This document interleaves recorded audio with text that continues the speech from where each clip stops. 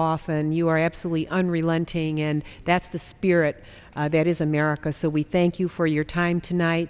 And Congressman Tonka of New York, your steadfast service here representing a state that has some similar situations to Ohio's in the industrial and agricultural heartland of our country. It's really a special privilege to be here tonight with both of you. This morning, one of my first visits was with a company in Avon Lake, Ohio, Poly One. This is a company that makes product in America. Yes, it's a global player. But its innovation center is in Ohio, and hundreds and hundreds and hundreds of jobs are associated with its plastics products, made both out of traditional petroleum-based inputs as well as the new carbohydrate economy that you can see developing, and it was really quite exciting. We know that real wealth is created in our country when we make goods in America, when we make it in America. And I think the problem over the last several years has been that if you travel to any city in America and you look at the tallest building, what are they? Are they the firms making things? Or are they merely, as I saw in Michigan recently, a gigantic bank whose headquarters is on Wall Street that just got bailed out by the American people? I stopped my car and I looked at that building, and then I looked at the devastation of the communities around that particular part of Michigan, and I thought, what's wrong with this picture?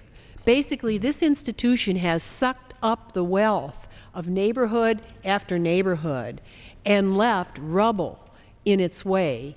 They're not being held accountable.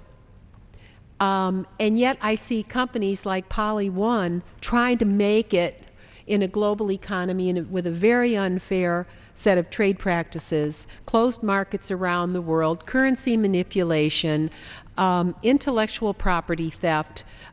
You look at what's happening with competitors, with competition to U.S. industry, and you have to say to those patriots who are really making goods in America, we stand with you. We should be rewarding those companies. We should be making more goods in our country. And I wanted to just add a word about the automotive industry. There were those in this chamber that voted against the refinancing of the automotive industry. Without that industry, this country would not have a defense base, and we would not be a great industrial power. And now I see in our region of the country, I was just at Chrysler Fiat. They announced billions of dollars of investment. There's going to be over 1,000 more people hired at their main production facility in Toledo, Ohio. Chrysler Jeep that makes the Wrangler and the Liberty and likely vehicles that will follow on.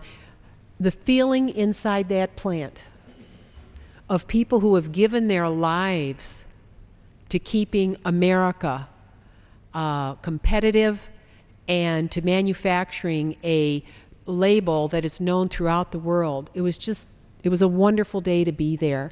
And I was reminded, and I said very frankly, you know, there were 170 members of Congress that didn't think you should be here and didn't think that this company should be here. And the company has paid back the loan that was made, and now we're going to have good jobs by making goods in America. So I wanted to share those experiences, and I feel bad that we have a country where certain financial firms that are totally speculative have brought us to this point. But I stand with those who have weathered the storm and who are now hiring and trying to move this economy back where we know it can be. And I was very proud to be a member, as were those who are here with us tonight, to vote for that refinancing of the automotive industry. And with its procurement from suppliers, whether it's plastics, whether it's glass, whether it's fiber, whether it's textiles, whatever, that is helping to lift this economy to where last week, on the day after Thanksgiving, retail sales in our country went up about 16.7%, I guess. It shows that people have more spending power. That's what we should be doing. We should be using our power here to lift those industries that can really make goods in our country and help recreate a strengthened middle class. We have about 8 more, maybe 10 more minutes here, and I want to you talked about the purchasing power of Americans. January 1st, unless we act, American workers will lose about $1,500 of purchasing power. We must renew and continue the reduction in the Social Security tax that American workers are paying and businesses are paying. That puts the purchasing power in. And by the way, it's totally paid for by those super wealthy.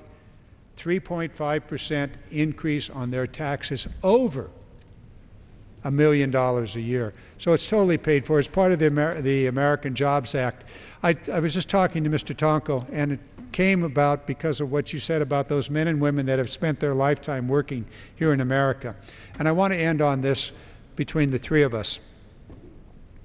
We Democrats have made a promise to America.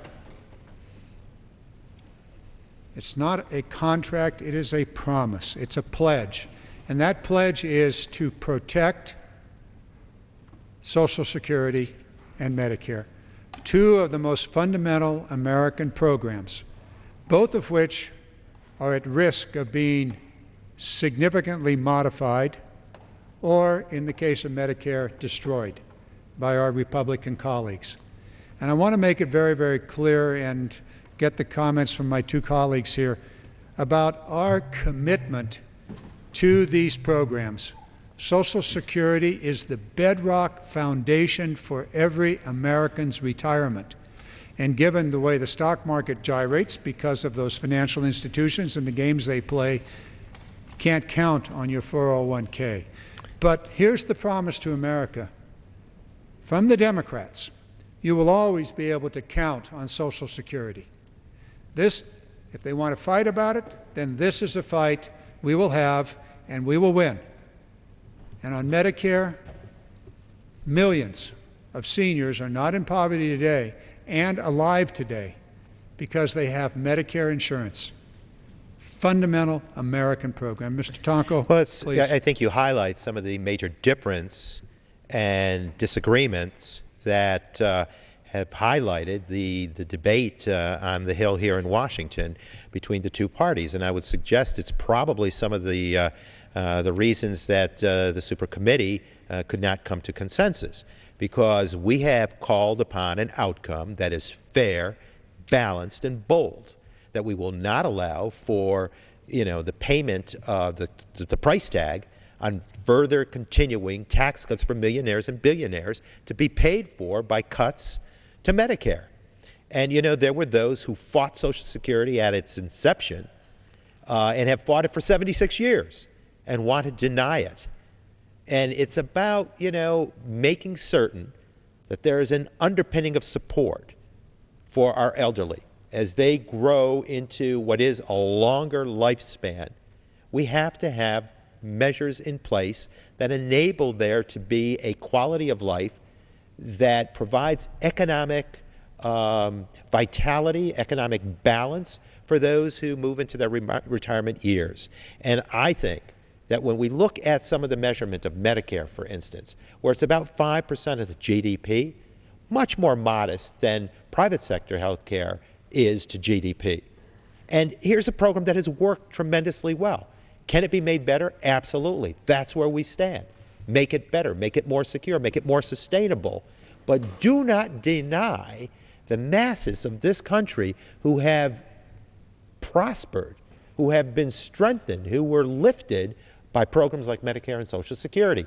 And I am proud to serve in the caucus that, as a conference has said, we stand for keeping these programs in place, strengthening them, not denying them, which I think is a major disagreement on the Hill. Mr. Tonko, you're absolutely correct. This is